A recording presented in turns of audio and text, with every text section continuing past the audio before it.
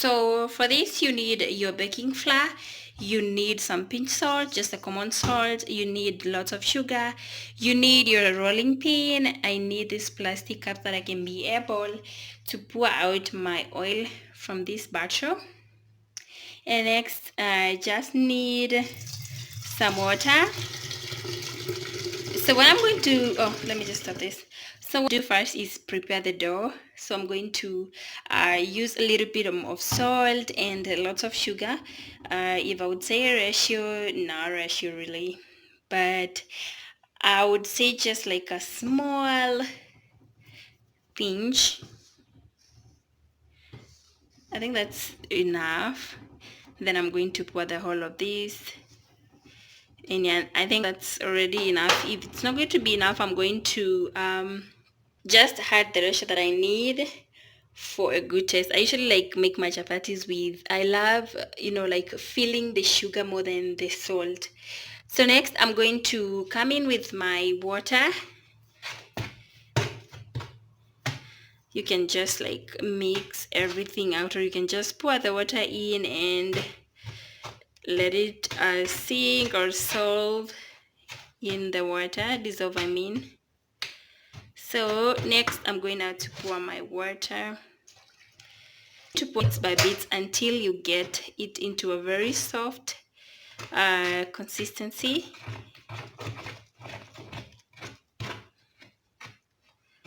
So guys, because it's a little bit awkward to do this with one hand, I'm going to do it off camera, then I get to show you how my flour looks when I'm done.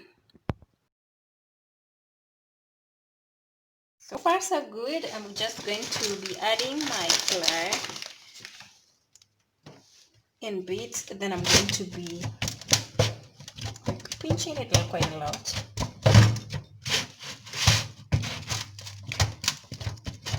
I'm just going to add a little bit more.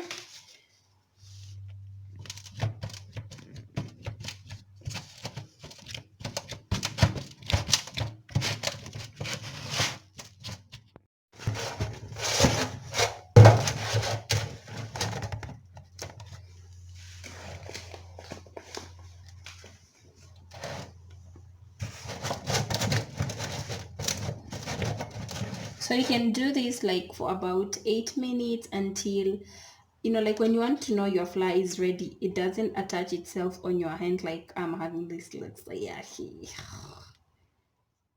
guys, I think now the flour is very ready.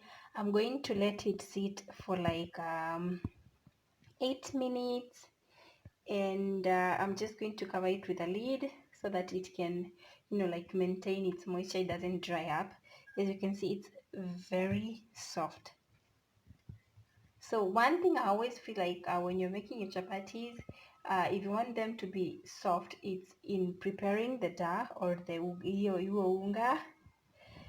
So this is the place where your chapati begins. It has to be like very soft, and maybe the next few steps, the way I usually like cut them and spread my oil, is going to be the next step.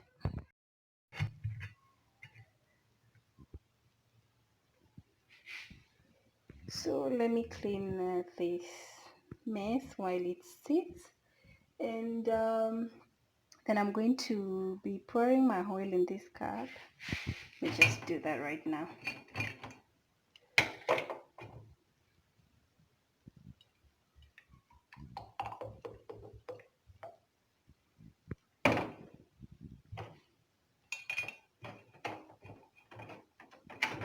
So I can keep this one aside, and my jug too, because I don't want it to break.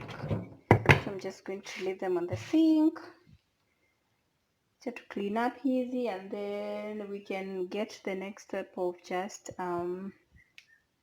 spreading the flour. But I should even actually. So now guys, that the flour has been resting for quite some time, I poured a little bit of the flour kwa hii side, then niko na a cling film, this one, the one that is used to cover the fruits, just to keep them a little bit fresher. And that is what I'm going to use just to maintain. Remember, our main goal here is to get our chapatis being very soft, very soft. So I'm going to cut this one into pieces. I know probably most of you or some of you usually like spread the whole of the flour, then you pour the oil and then cut into small pieces. I prefer to cut these ones into small pieces and then roll them individually. So I'm going to cut these pieces into pieces, then we cover them with a film.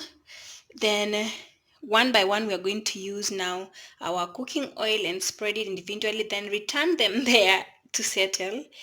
I just show you the whole process. Let me just show you what I'm talking about. So you cut them into the pieces that you want. Probably that's going to be my size. For me, I usually like just do my hand like this and, dip, cut that size. Yeah, like that. Probably if it's smaller, I'm going to add a little bit. So I'm going to cut everything and show you my pieces. So guys, for option 2, if you don't have the film thin coat, you can always use polythene bags to cover, because it's going to just function as the same as a film. So I did this one just to show you that you can work with anything around you.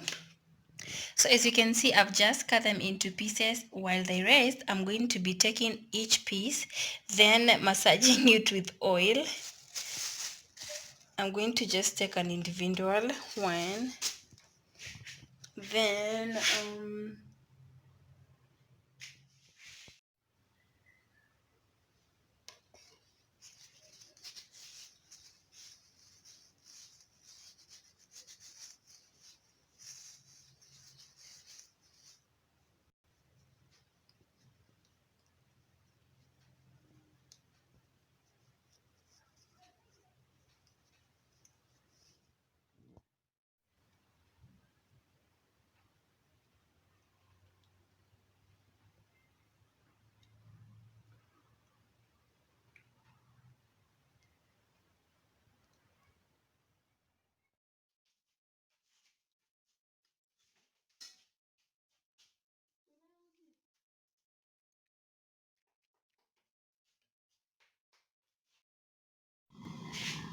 so we are going to wait until it like cooks a little bit on the underside, then turn it, apply some oil, then do likewise. As you can see, it's already like rising.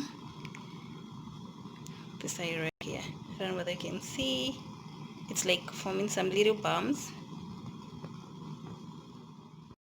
Side is like ready. Now I'm going to go with my oil, just spread it.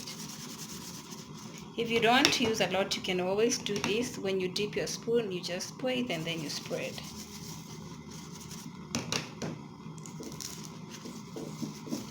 You don't allow it like to sit for too long, because it's going to get too cooked.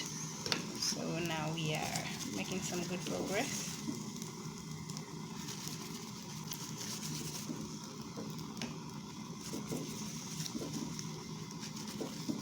And next I just have my hot pot just to keep the chapatis warm and soft before I get to prepare the stew, or maybe what you're going to take your chapatis with.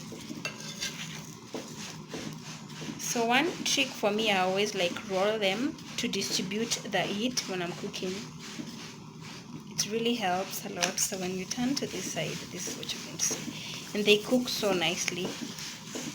I can't wait to show you what the in-between looks like. They're going to be so layered. And if you feel like there's a lot of heat, you can always like regulate your cooker.